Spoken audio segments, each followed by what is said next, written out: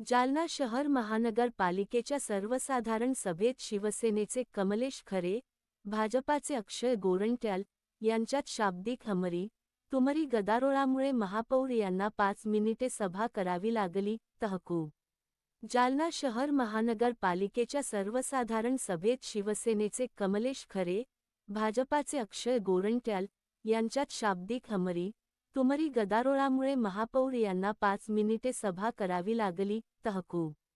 जालना शहर महानगरपालिकेच्या सर्वसाधारण सभेत शिवसेनेचे कमलेश खरे, भाजपाचे अक्षय गोरंट्याल यांच्यात